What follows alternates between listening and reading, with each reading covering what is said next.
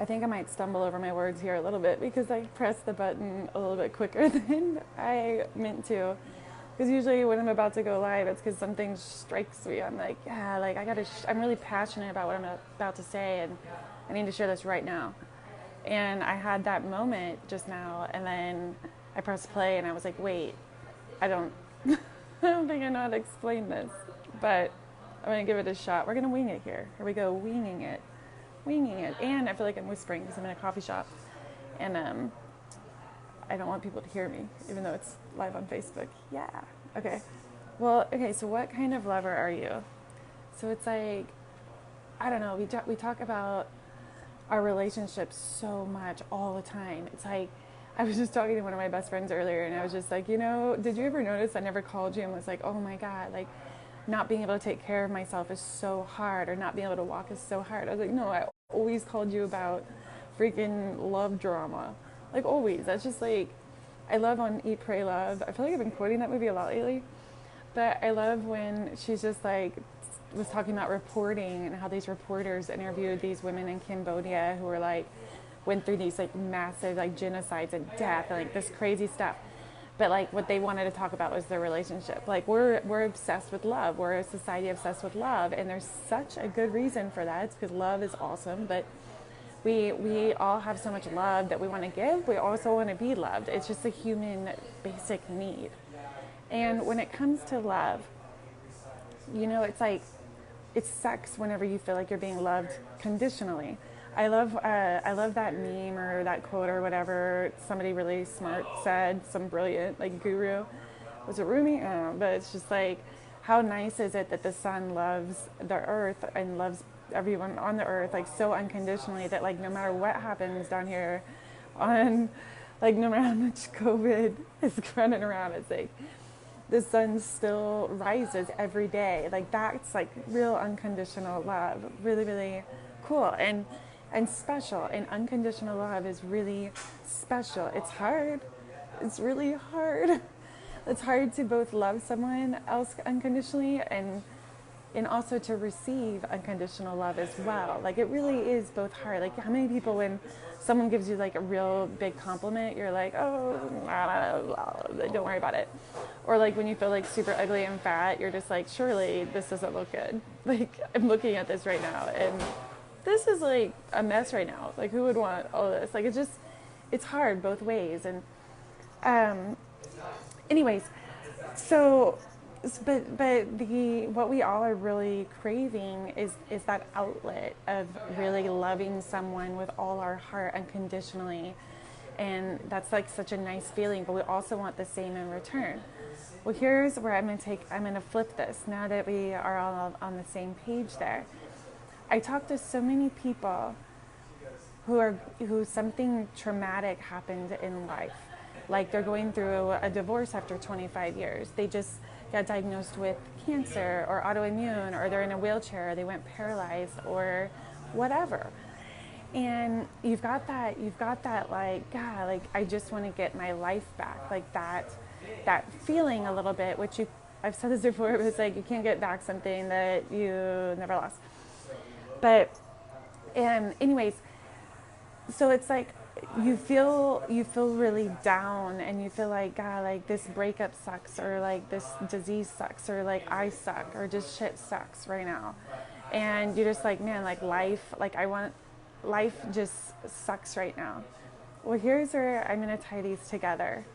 I know it was misleading when I put the little question in the title of this video of what kind of lover are you, but I wanted to paint the picture of unconditional love, because when we decide after shit sucks with life to not like life anymore, what kind of lover are you being? Because if you really are someone that wants to love their life, like all the time, like if you want to feel that joy and that happiness inside of you as someone who really loves life, you can't decide that you can only love life when it's perfect. That's conditional love. That's not unconditional love. And the real love, the one that we all really crave, is the kind of unconditional love where there's no matter what happens, what's thrown at you, of you, you love it anyways. And that is loving your life. That is deciding to love your life with all your heart and love life anyways when it doesn't go your way. Instead of deciding, well, you're not doing what I want, life or world or person or ex or disease or what, our body or whatever, like life in general, like you're not doing what I want, so I'm not gonna love you anymore. What kind of lover are you being? So I just wanted to paint that picture. It's just like, and I'm not saying that's hard. Like, okay, like I'm not saying that it's, you know, you should be positive all the time. I'm like so over the whole like, you know, the way our culture has become of like, you have to always see the bright side, you know? So like we have a whole like slew of different emotions, and we have them because we're allowed to feel them, you know? But what I'm saying is like, I've certainly loved people unconditionally before. And when they do something that hurts me, it doesn't mean I don't get upset or mad or sad about it. But like, if I'm gonna love them unconditionally, I need to make the choice of loving them even when it hurt. So anyways, that's what kind of lover, like I guess just like look back, and if you're somebody that doesn't like your life or you're mad at life, like what does that say about how you love? Like, does that say that you're, you know, maybe you're loving life conditionally? And I think that the easier, or the more we try to love other people unconditionally, the easier it is for us to love ourselves unconditionally, and but also just like life in general. Like, be the sun in your own life. Be the sun that comes up and rays beautiful sunlight shining down on your life, even when, you know, your life has a breakup of an unwanted thing. So anyways, then, okay, this is like unrelated, but this is like something that I had a conversation with someone the other day, and I meant to make a video and then I didn't, so I'm not feeling that inspired to talk about this right now, but I did mean that since I'm talking about love, I just wanted to touch on this, is like, why do nice guys finish last? Like, it's like a thing, like we all have our friends who have like this super, super nice guy that's like worships the ground they walk on, and they're just like, I think I'd rather talk to this asshole that loves me conditionally and like isn't that nice, like, and you're just like, what? Like, why is that? Like, how come you can't just like go with a guy that like treats you nice? Like, is that, like, what are we doing here? But here's like the misconception about that.